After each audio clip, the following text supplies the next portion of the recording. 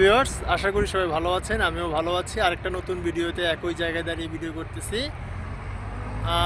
তো আজকের ভিডিওটি হচ্ছে যে আপনারা বিদেশে আসার আগে খুব সাবধান থাকতে হবে। যে প্রবাসে আসার আগে কেন সাবধান থাকতে হবে?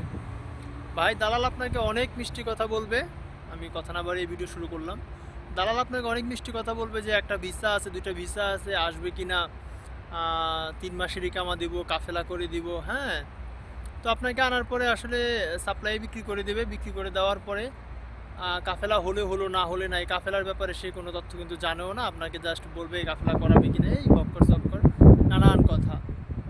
তো আপনি সাবধান থাকতে হবে। কেন ভাই? আপনি 3 মাসের আকামার কথা শুনলে কখনোই আপনি আসতে রাজি হবেন না। বলবেন যে আপনাকে অন্তত 1 বছরের আকামা দিতে হবে। কারণ আপনি 1 বছরের আকামা পেলে, অন্তত 1 বছরের আকামা পেলে আপনি স্বাধীনভাবে কাজ করতে পারবেন। যে কাজটাই আপনাকে দেওয়া হোক সেখানে আপনি কোনো প্রকার সমস্যা ছাড়া কাজটা করে অন্তত ঋণটা পরিশোধ করার সুযোগ পাবেন। কিন্তু আপনি যদি 1 বছরের আকামা না পান, তাহলে আপনার কপাল যদি খারাপ হয়, 3 মাস পর আপনার কিন্তু লাইসেন্স নাই, মানে আপনি বৈধ নয়।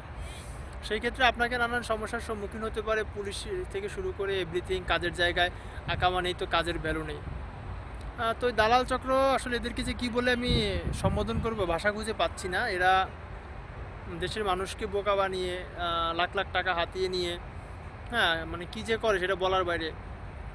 আপনার 4 লাখ 5 লাখ টাকা মানুষের কাছ থেকে নিয়ে যাচ্ছে। সেক্ষেত্রে তারা বিনিময়ে কী করছে? হয়তো 1 লাখ 1.5 লাখ টাকা খরচ করে একটা ভিসা বের করছে, 20-30 হাজার টাকা দিয়ে একটা কাজের ব্যবস্থা করে দিয়ে তারপরে খালাস। তো এই ধরনের মানুষের কাছ থেকে একদমই সাবধান থাকবেন। আর কারণ হয়েছে যে পুরো, তো এই জন্য সবসময় সাবধান থাকবেন এই ধরনের প্রতারক চক্রের হাত থেকে। যারাই আপনাকে বলুক যে একটা ভালো ভিসা আছে বা ভালো কাজ আছে, আসবে কি না, এই ধরনের মিষ্টি কথায় পড়বেন না। যাচাই বাছাই করে আসার চেষ্টা করবেন। আমি আরেকটা ভিডিও দিয়েছিলাম যে আসার আগে অবশ্যই আপনাকে সাবধান থাকতে হবে। কেননা ভাই, এই বিদেশটা খুব কষ্টের ভাই। আর যদি একবার এসেই পড়েন সেক্ষেত্রে আপনাকে মনে রাখতে হবে, কষ্ট করতে হবে ভাই। হ্যাঁ, প্রচুর কষ্ট করতে হবে। এখানে আপনার মা বাবা ভাই বোন কেউ নেই, স্ত্রী নেই যে আপনাকে একটু করবে, রান্না করে খাওয়াবে, কাপড় চোপড় ধুয়ে দিবে। এগুলা করার কেউ থাকবে না। আপনাকে ডিউটি করতে হবে, ডিউটি শেষ করে আপনাকে রান্নাবান্না করতে হবে। আপনি যদি ভালো টাকা ইনকাম করেন সেই ক্ষেত্রে আপনি মন চাইলে আপনি বাইরে হোটেলে খাবার খেয়ে নিতে পারেন। কিন্তু ভাই, সেই ভাগ্যটা সবার হয় না। So be careful. বিদেশে আসার আগে আসার যদি চিন্তা করতে হয়, কষ্টের কথা মাথায় রাখতে হবে। আপনাকে প্রচুর কষ্ট স্বীকার করতে হবে।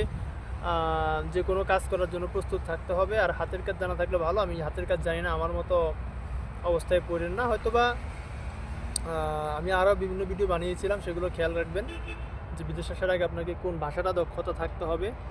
সব কিছু মিলিয়ে আজকের এই কথায়, আপনি দালালের মিষ্টি কথায় ফাঁদে পা দিবেন না ভাই। আর জীবনটা বরবাদ করবেন না।